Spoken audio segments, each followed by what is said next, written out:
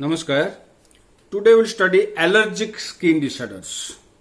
So in this we will cover urticaria, atopic dermatitis, allergic contact dermatitis and eczema. So urticaria, we will start with urticaria. Urticaria is nothing but your skin rash. Skin rash, and this can exist in two forms, acute and chronic. And acute urticaria is caused by several factors like allergen, physical agents, any underlying disease.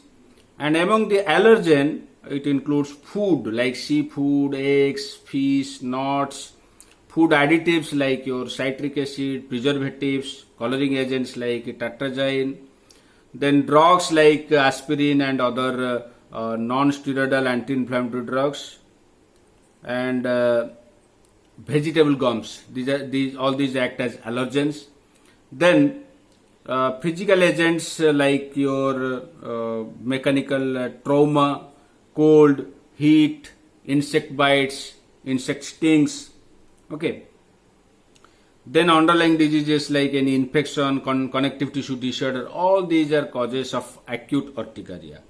And we can treat it by subcutaneous injection of adrenaline, and the strength is 1:1000 aqueous solution. So the dose of adrenaline subcutaneous injection is 0.3 ml, and if necessary we can repeat it. But if adrenaline is contraindicated, then we can give antihistamine like diphenhydramine by the intravenous or intramuscular route, and dose is 50 milligram. So if all these causative factors are not there, and the urticaria lasts for more than 6 weeks, then we call it as chronic urticaria, and the drug of choice is antihistaminics, and the antihistaminics we use are the second generation non-sedative antihistaminics like cetirizine, loratadine, fexofenadine, all these things. Then we can use cyproheptadine, which is also having antihistaminic action, doxepin, which is an antidepressant with potent antihistaminic action. Then we can use beta adrenergic agonists like ephedrine, corticosteroids, calamine lotion. All these we can use for treatment of urticaria. Then atopic dermatitis and atopy. Atopy means genetically determined tendency to hyperreact to a common environmental allergen. So environmental allergen, in response to that allergen, some immune reaction can be there, but if it is hyperreaction, if it is immediate hypersensitivity, type 1 allergic reaction, production of immunoglobulin E is there, then we call it atopic dermatitis. And most of the patients showing atopic dermatitis have a family history of asthma or hay fever. So how to treat atopic dermatitis? We can avoid the environmental allergen, and suppose the soaps, detergents which are cutaneous irritants to the skin, then we can also avoid them.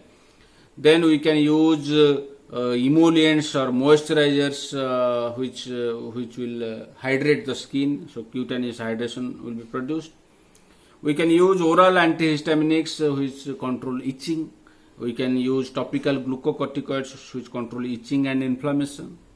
We can use antibiotics if there is infection, and we can also use the immunosuppressant tacrolimus ointment. Then allergic contact dermatitis. This allergic contact dermatitis is associated with erythema, vesiculation, severe itching at the areas of contact, and the common sensitizers of allergic contact dermatitis are the preservatives in topical preparations, fragrances, formaldehyde, potassium dichromate, synthetic paints, metals like nickel, chromium, plastics, chronic exposure to water and detergents. All these things can be your causative factors. Then how to treat? we can treat it by removal of the offending agent, or we can give symptomatic relief by use of fluorinated glucocorticoid, and we can use this topically for about 2 weeks. Then eczema. So eczema is another form of your allergic skin diseases. It is a common form of inflammation of skin. So we have already studied atopic dermatitis, contact dermatitis, and there is also seborrheic dermatitis. So all these the final expression is eczema, and eczema is characterized by your erythematous macules, papules, or vesicles, which then when coalesce they form the patches and plaques, and this eczema can be either dry, which is associated with itching, or weeping or oozing.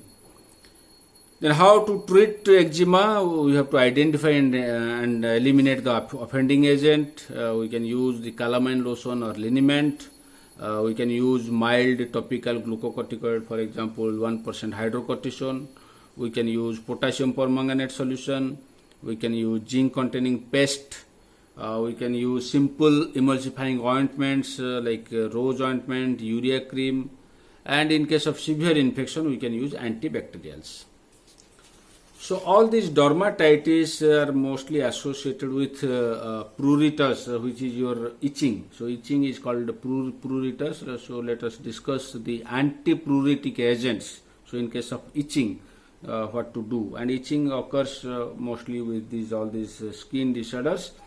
In addition to that, systemic disorders like cancer and kidney failure can also cause itching, and psychogenic factors like emotional stress can also cause itching.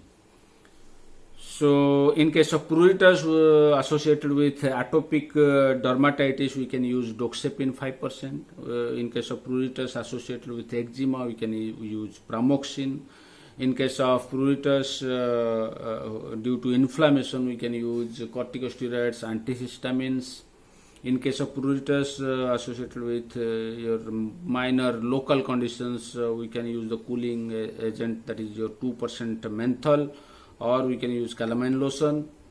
And when pruritus is associated with dry skin, we can use emollients like your urea cream.